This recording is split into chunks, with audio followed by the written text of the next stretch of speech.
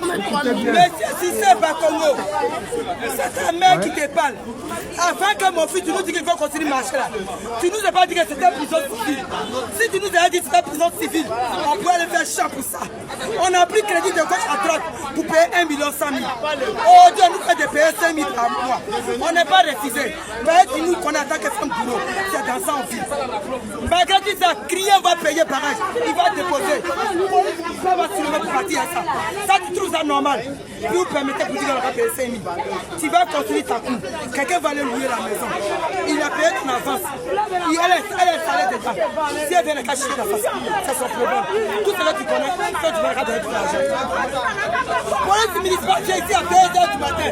En tant que le commerçant vient à 4 h. Ça, tu trouves ça normal? Tu trouves ça normal? On est venu ici avec clients. Ils ont chassé tous les clients. Ils ont chassé tous les clients. Ah, les amis, le pays va mal. Les Ivoiriens souffrent dans leur chair. Les gens font des vidéos pour dénoncer ce qui se passe. Les leaders charismatiques comme le guide président Laurent Gbagbo dénoncent ça au quotidien, accompagnés de ces soldats tels que Kone Katina, le camarade Awadon Melo et j'en passe. C'est-à-dire qu'aujourd'hui, les Ivoiriens n'en peuvent plus. La marmaille est tellement forte que les gens n'en peuvent plus. C'est que l'histoire d'avoir une place dans un marché qui coûte 1 million. Nous, quand on était petits, là, les marchés, là, les places dans les marchés, les cautions, là, c'était 200 000. Mais aujourd'hui, la vie a tellement changé. Le pays est devenu émergent que pour avoir une place dans un marché, il faut payer 1 500 000. Nos parents, là, ils s'endettent pour payer ça. Mais ticket encore là, par mois, il faut payer 5 000.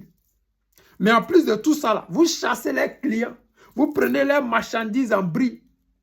C'est-à-dire que vous poussez le peuple ivoirien à la détresse, à la désolation, à la souffrance, à la mendicité. Les Ivoiriens souffrent. Mais ça ne vous fait rien, ça ne vous dit rien. Mais vous êtes tombé du ciel, vous êtes né en Europe.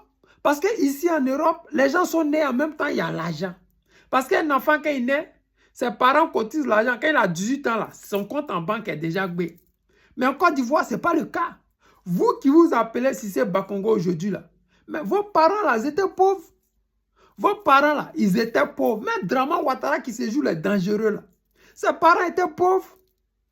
Ils n'étaient pas des multimilliardaires. Ils ne connaissaient même pas cette belle vie dont ces enfants mènent aujourd'hui, là. Mais nos parents qui sont dans les marchés gourous, qui souffrent, qui font tout pour que les enfants aillent à l'école. Pour que les enfants aussi demain puissent diriger la Côte d'Ivoire. Mais vous prenez leurs marchandises, vous les chassez, vous cassez leurs maisons.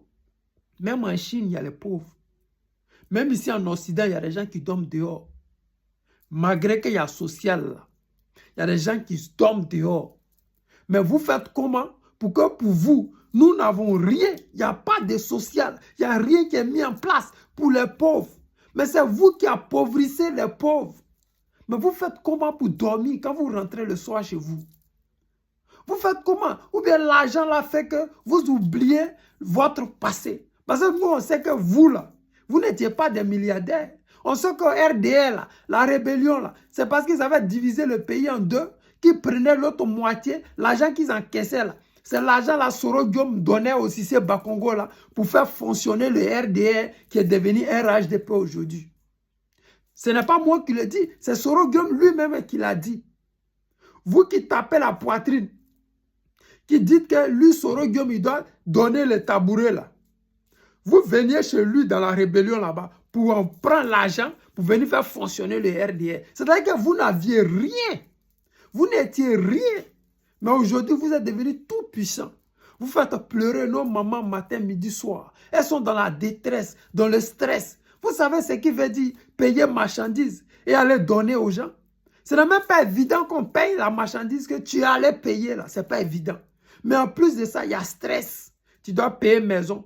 Mais mairie te traque comme si tu as volé. Vous faites souffrir nos parents.